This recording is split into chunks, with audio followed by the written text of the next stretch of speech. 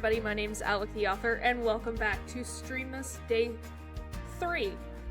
Today, I decided to play a demo.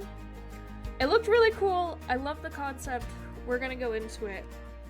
But it's called the Willowmist Emporium of Antiques and Curiosities. Yes, I had to slow down my talking to be able to say it. Y'all can't say anything. We're gonna play it. There's no, as of right now, there's no, release date. But, you know what, we'll see what's going on. Hopefully it's voice acted, I don't want to talk. But if it's not, that's okay. It looks absolutely gorgeous. Oh, look at the cat. Please select a game difficulty. Cozy and normal do not feature game overs for being unable to pay your bills, but harder mode does. I just want to play cozy. Maybe normal. Oh, there's a letter. To my dearest Sprout. Sprout hardly seems like a fitting nickname anymore, does it?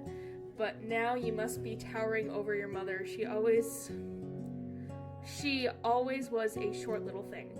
Don't tell her I called her that, okay? I fear it would make our relationship even worse than it is now, even if that's even possible. I digress. My dear Sprout, it has been far too long since I last saw you. Still, I picture you in my mind as a toddler with a mess of orange hair who insisted on wearing their rain boots on the sunniest of days. Who would remove their smock, least they get paint on it? Who would turn their nose up at chocolate but sneak carrots from the fridge when no one was looking? You always had your own way of doing things, my dear. That is precisely why I am entrusting you with my greatest treasure, my antique store. Well, for the next 3 months, anyhow. After a lifetime of living in the city, a bit of country air ought to do you well. Willowmist is special to me, and I think soon enough it'll be special to you too. It has its quirks, which I'm sure you'll realize quickly. There's a way of growing on you, and perhaps it's the other way around, like a parasite or maybe a fungus. Either way, I suspect you'll fit in just fine. I am so sorry I cannot be there to greet you. Responsibilities pull me away from Willowmist, but you don't have to worry about that. I'm sure you'll hear enough rumors about where I've gone to satisfy your curiosity. Trust me, whatever they say will be nowhere near as interesting as the truth. Oh my god, where is this? Who is this person talking to me? To find the store, take a left from the train station and then right in here. Notice the breeze pick up, then turn around and walk backwards for 7 steps. Close your eyes and turn around again. You'll find it soon enough. I have an employee there waiting for you. He's not the easiest to get along with, but I doubt anyone can resist your charm. You're much like your aunt in that respect. Take care of the store, Sprout. Take care of yourself. And for heaven's sake, don't try to sell the vase with the bird on it. It's cursed. With all my love and faith in you, Aunt Sylvie. P.S. If you find Florian napping on the job, make sure to tuck him in. He doesn't get enough sleep, that boy. I have to put someone to sleep? For the best for your mother. The train continues, Sherlock. Darling. Darling, won't you reconsider? I don't know why mother talks like this, but mother is talking like this. It's such a big move. You always live nearby. You won't know anyone. So if anything goes wrong, why not stay home?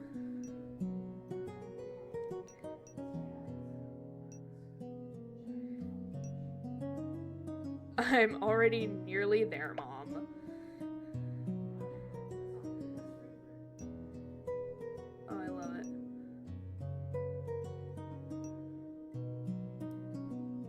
Oh god. I have to actually type.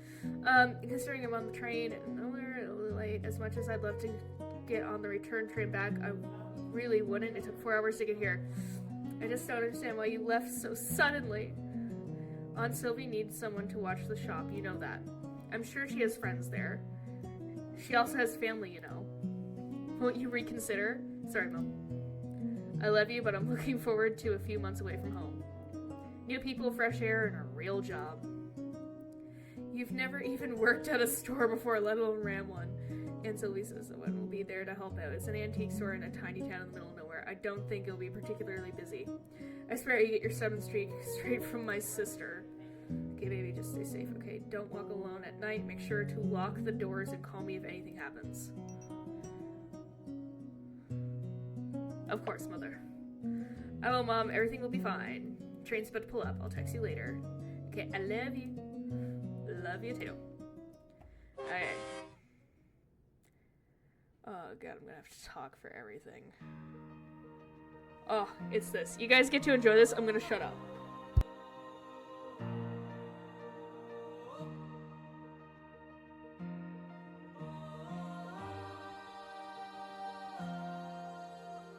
Listen to the voices of the folks that came before. They tell me of the choices and the tasks I have in store. Every antique has a secret, every trinket has a tale. Every person has a story that is waiting to unveil. Something in me feels aware that there's this untold magic in the air. I can't shake off this feeling, this sweet mystery. Like all the snowy mountaintops were made alike for me. Every bone in my being is begging to stay. Like all my broken puzzle pieces fall right into place. Like all my broken puzzle pieces fall right into place. No. Right into place. No.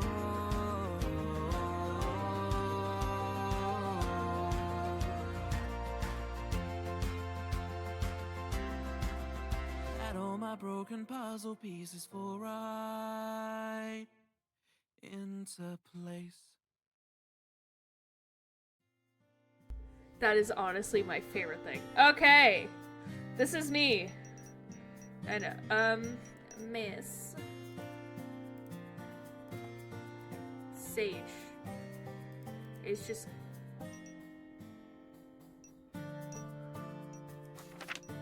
okay. Okay. Can I? Okay. So that brings me there. She, her. There's type 2. Ooh. Ooh. But super cute boy. I could be a super cute boy. You know what? You know what? You know what? I love it. That's what we're going with. The air was chilly. Oh my god, the music. Love it. But my headphones are way too loud for that. The air was chilly as you stepped out of your train and onto the platform, if you could even call it that. It seemed more like a graveyard than any of the train platforms you'd ever frequented back in the city. No matter the hour, they would be completely packed with people coming and going, rushing for reasons you could never quite understand. For reasons they may never understand either. The platform was completely empty. No one waited to get on, and you were the only person who got off. Where chatter would usually greet you, all you heard on this quiet platform in the middle of the countryside was the sound of the wind rustling the trees and the chirping of crickets hidden amongst the weeds. Home sweet home, or something. It really is so quiet. Gathering up your belongings, which you brought only a few of, you quickly found your aunt's letter once again. Left from the station, then right, when the wind picks up. I'm not sure what the weather has to do with it. Well, it's supposed to be a pretty small town. I'm sure I'll find it. Oh, this artwork! Look at it! Savor it, enjoy it, because oh my god, whoever designed this needs like a pat on the freaking back. Oh, look at me, look at my little shirt. Okay. Left from the station, then right when the wind picks up. I'm not sure what the weather has to do with it. Well, I'm supposed to be a pretty small town, I'm sure. Wow. From the way your aunt had described the quaint countryside town of Willowmist, you had expected 2 shacks on a farm. If you were lucky. Instead of taking left when you exited the station, you found yourself in a town center that was significantly more vast than you first imagined. You smiled as you pulled your suitcase up a small flight of stairs, eyes searching around the beautiful rural landscape. Rural. Oh my god, I need to learn how to speak. Music drifted out from somewhere unseen. It seems almost like the sound of change, of newfound freedom. A few people passed you as you continued onwards, though for the most part you had the street to yourself. Even that was strangely foreign to you. Where you grew up, there was always people around, no matter the hour. Took a deep breath into your lungs. The air was cool and fresh. The scent of flowers drifted towards you as the wind picked up, changing course. So right now? You glanced at the right and found a street there that ran away from the town center. What did she write? Turn around and walk backwards for 7 steps, then close my eyes, then turn around again. She could have just sent me the address. With a half chuckle, half sigh, you turned around and began walking backwards, hoping you wouldn't crash into anyone, though the chances of that seemed slim at this time of night. 1, 2, 3, 4, 5, 6, 7. Slowly you closed your eyes, removing sight from the equation, then spun back around and opened them back up again. And sitting before you was a quaint little store with green paneling in a sloped roof with a metal sign hanging above the door. It read, "The Willowmist Emporium of Antiques and Curiosities." There you are. I've been looking for you. You're even prettier than my aunt said. You reached down and searched under the doormat and quickly found the key that your aunt left for you. Its brass surface was marked with the blemishes that all seemed to say how well loved this building was. The key turned in the lock soundlessly as you pushed the door open. Oh my god, the junk. I'm supposed to run this? Tables upon tables of antiques and knickknacks greeted you. A dozen different lampshades and chandeliers hung from the ceiling, lighting up the space. Wow. Sure has put together an interesting collection. Is collection the right word? It looks a bit too chaotic for that. Potted plants styled the room, bringing a bit of life to the otherwise still space. Carefully, you put your luggage to the side, cautious of knocking over anything and causing what would be the worst game of dominoes ever. And then you walked through the aisles, if they could be called that, and inspected the store. You've never visited Willowmist before, nor seen any photos of it. Yet somehow you felt a strange sense of familiarity. It made you feel at ease, despite being far away from your home for the first time in your life. You dropped everything to come here. You quit your casual job. They were hardly giving you any hours anyways, only a week ago. You didn't renew your lease. Fortunately, the timing worked out since it was coming to an end regardless. Your friends back home only found out about your temporary move a few days before your train left. Honestly, though, you weren't that close to anyone. It always felt like your friends kept you around. You kept around. You had other friends they would have preferred spending time with. That seemed to happen as you got older, the natural drifting apart of people who you once clung to, your life depended on. You needed a change. So here you were, in the middle of the countryside town of Willowmist, surrounded by the rolling hills and mountain ranges, like you'd never seen before. Who the hell are you? Why you got little fangs? The fuck? Jesus Christ. Whatever the man was carrying in a box a moment ago was now sprawled out across the floor, dropped in surprise. With mouth agape, he stared at you, still grasping for words. Listen, if you wanted to rob the store, you could have just done it before I got here. Common courtesy and all that. Rob, if I were going to rob a store, it wouldn't be this dump. Hey, my aunt probably put a lot of work into this dump. Wait, forgot about that. Why would I be the one robbing the store? I was here first. If anyone was going to be robbing it, it'd be you. I didn't see you when I came in. I was in the storeroom. Can you prove it? Why should I be the one to prove it? You're the one who just waltzed in here. I love arguing with myself. It's so fun. You guys don't understand. I would normally have like Jacob come in or something, but he's doing his own stream tonight. The man sighed, the most tired, exasperated sigh you ever heard. and the eye bags under his eyes seemed to give away who he was. Oh, alright. You're Florian, aren't you? Unfortunately. And you must be Sage. Last time I checked, yeah. Why are you here so late? It was the only train coming into town today. Didn't my aunt tell you I was coming? The same way she tells me anything. Vaguely. Didn't even know that what you looked like. You nearly gave me a heart attack. Then we're even. God, you're exactly like your aunt. Great. I'll take that as a compliment? You shouldn't.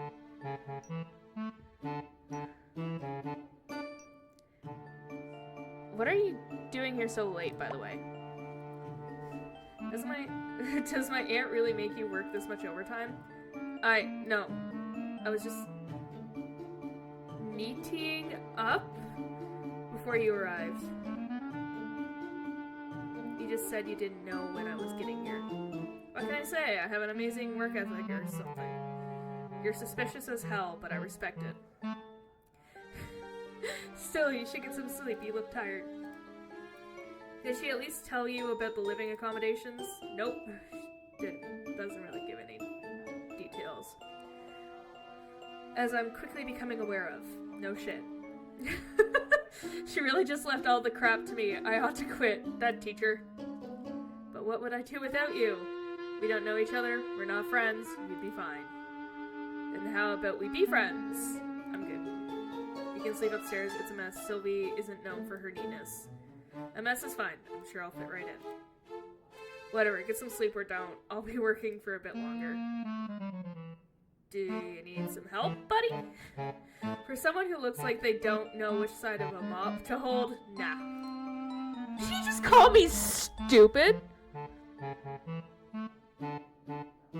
Did he just call me stupid? Do I look stupid? You know what? The more I look at my character, he kind of looks like a mindless twink. Yeah, this is where I'm at. This is where I'm at in life, guys. Playing a dating sim, because why not? It's the side with the sponge, right? I'm not kidding. I'm not kidding. I'm kidding! It's a joke! I know how to use them up. You've probably been traveling all day, just sleep. Aw, you almost sound like you care. I don't. I guess Sylvie didn't tell you anything about actually running the store either. Nope, she said you'd teach me. Like I'm some expert, I just wash the floors. Fine, I'll try to help tomorrow afternoon. Not in the morning? I don't do mornings. Same. Gather up your luggage. Gathering up your luggage, you stared up the staircase. Get some sleep soon, alright? Yeah, sure. Fight me. Without another glance in your direction, Florian collected his dropped box, then went back into the storage room. One step at a time, you dragged your suitcase up the stairs and into your new home for the next 3 months. What does my apartment look like? A fucking mess. Oh, I like the little candles and the cacti. Oh my god, so much freaking plants everywhere. This is the dream. Your aunt's upstairs apartment felt almost like a continuation of downstairs, like a quilt stitched together with the mismatched memories. A half-read book with reading glasses resting atop the pages sat on the worn armchair. Tangled yarn as soft as clouds and as bright as the spring blooms spilled from a basket. The table was set and waiting for you, expecting company. It was almost like time was paused here, in a place where vintage clocks softly ticked in unison. Mismatched mugs rested in cozy clusters, and the air smelled ever so faintly of lavender and old books. And that wasn't to mention the abundance of potted plants that filled the room. It was as if the forest had crept in and decided to stay. You placed down your bags and grinned like a child who had just found the new secret hiding spot. The weight of the world and all of your previous worries seemed to melt away, even if it was just for a bit. This was going to be a fun 3 months, you could already tell. Unpacking could wait for tomorrow. For now, you unzipped your suitcase and pulled out your pajamas, then got changed and settled into bed. The sheets were crisp and white, the pillows fluffed, and the gentle atmosphere of Willowmist slowly began to help you drift off to sleep. As you laid there, surrounded by the scent of linen not your own, you swore for a moment you could feel someone watching you.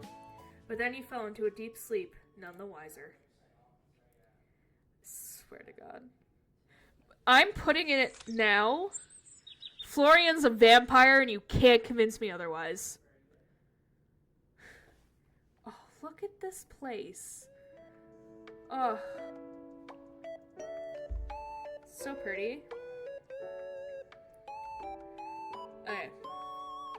When your eyes flutter open the next morning, a small amount of panic settled into your stomach. This wasn't your apartment? Oh, look at his PJs! Oh my god. I got a little sleeping panda on them. Right, Willowmist, Aunt's place. Not back at home anymore. They'll probably take a bit to get used to. You looked out the window where you could see sunlight cascading in from between the outstretched arms of the tree. It still looked to be early, which was good. You wanted a chance to look around the store before Florian got back. Maybe you'd even be able to impress him? That seemed like a big maybe. You weren't sure, but he seemed like the difficult to impress type of guy. Well, you did like a challenge. You quickly dressed, then raided the kitchen for breakfast, which you found half stocked with food. Your aunt left some fresh vegetables and fruits and a few microwavable meals. They'd have to do for now. You'll find the grocery store another day, hopefully. With a pear half eaten in your hand, you made your way back downstairs. The store had a different vibe during the day. It seemed almost whimsical, like the collection of some peculiar witch who decided to hoard of lampshades was better than herbs. You once again walked between the tables, noting that despite the clutter, everything was dust-free. Florian wasn't lying about the cleaning, at the very least. Look at this! Oh, this is the type of store I would run. Walking up to the counter, you notice a distinct lack of technology. There was no computer or electronic cash register. There are only an old till that seemed to be an antique itself. All of the accounts looked to be handwritten in a journal that sat upright in a book stand next to it. If I had to write all the sales for a store by hand, as someone who has worked retail as a manager, I would jump ship so fast it wouldn't even be funny at this point. I would like yeet myself out of a store window if I had to do that.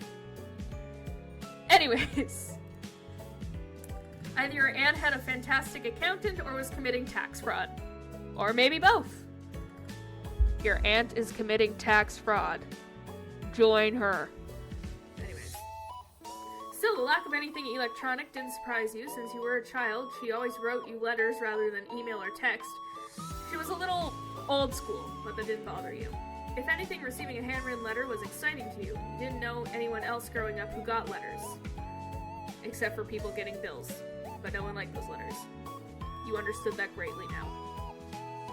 I do understand that, because every time I go to my mailbox in real life, there's a bill in there.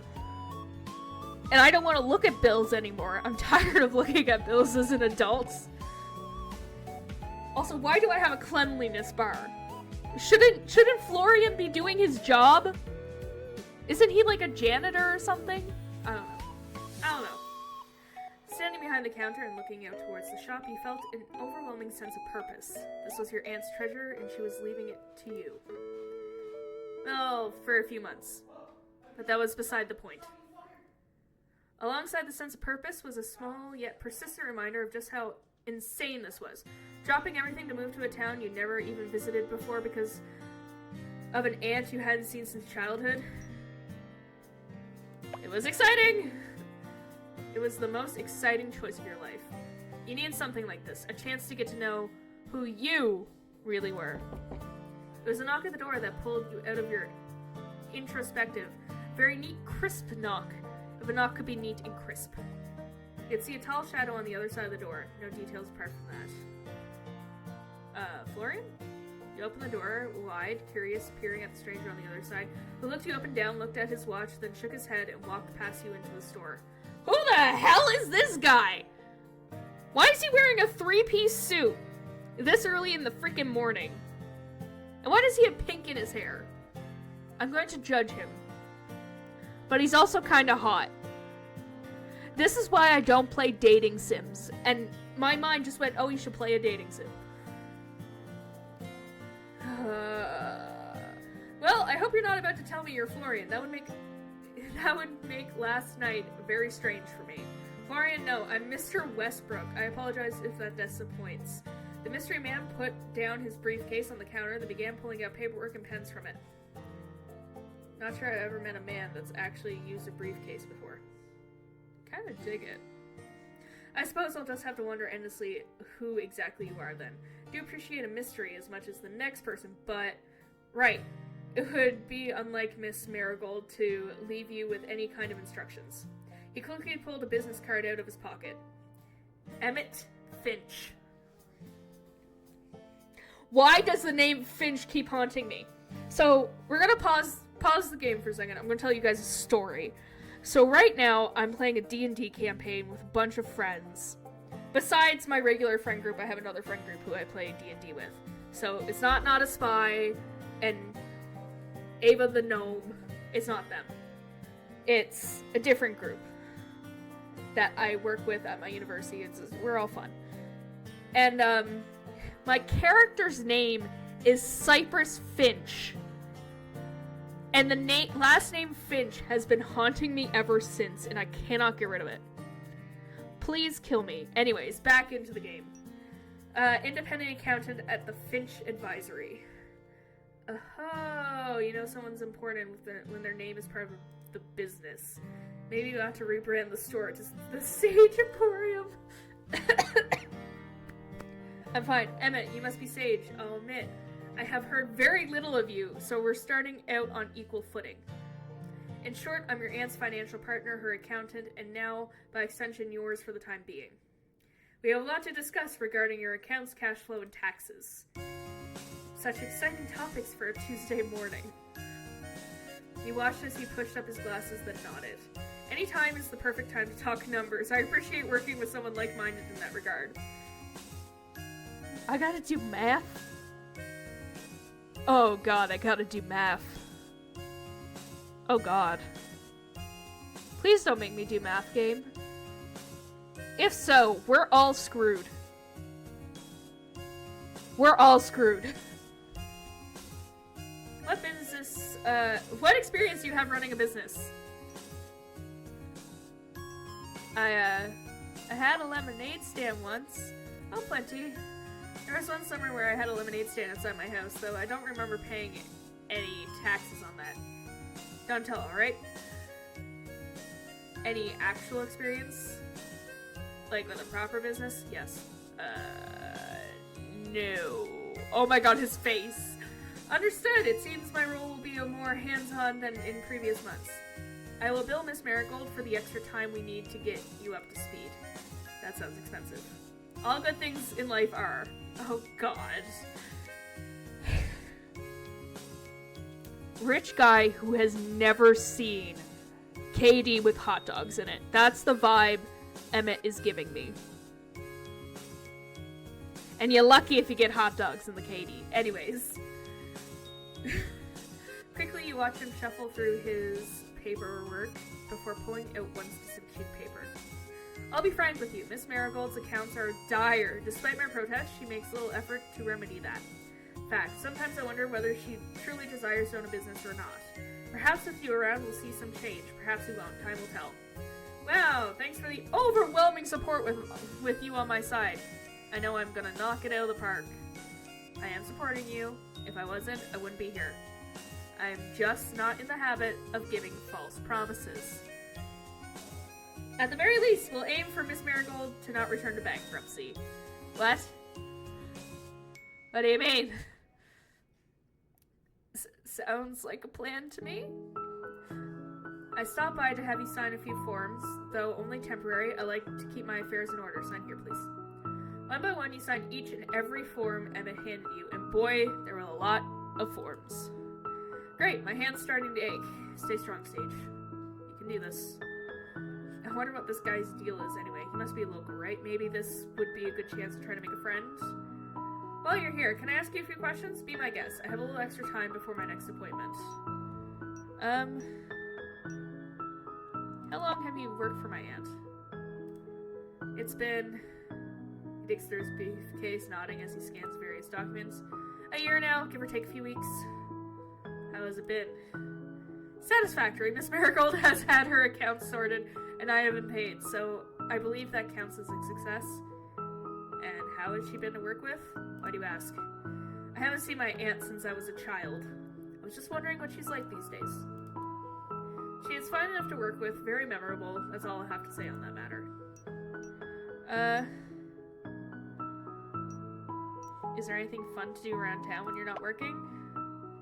Is there much fun to be had around town? Apart from doing taxes, that is? That depends on what you find fun. If you mean theme parks and musicals, then you're out of luck. If you enjoy hiking, dining, or live music, there is plenty of that. I'll be down to try new things. I wish you all the luck trying them on your own time. Are you a local? Do you live in Willowmist? Yes, my practice is located close to here. You'll find my address on the business card I gave you. Have you always lived here, or have I happened upon another wayward wanderer like myself? I formed my practice here, yes. I mean you personally, not your practice. I don't... Oh my god, he's stupid. He's stupid. I don't see that... Oh my god. If you're romanceable, we are putting you in real-world situations, buddy.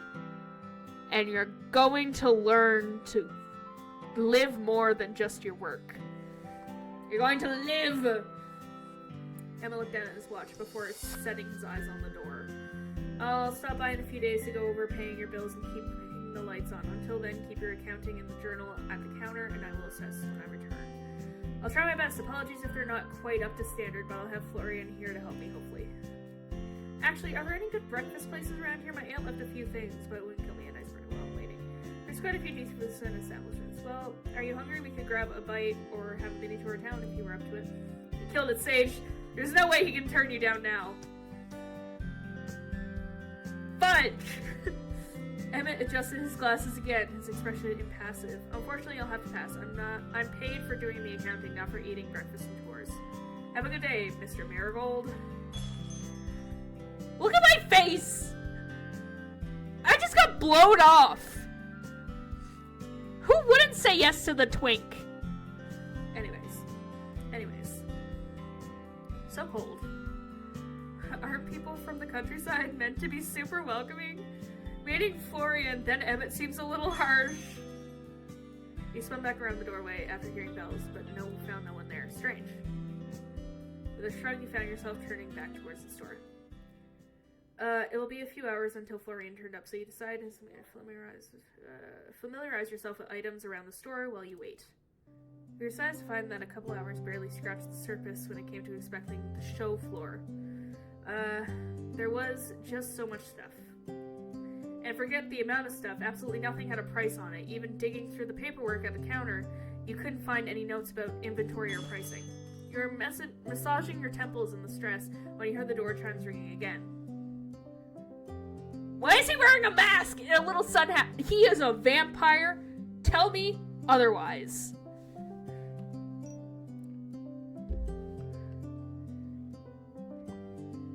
However, we will talk more about Florian in the next episode. Thank you all for watching, and we'll see you all in the next one. Goodbye!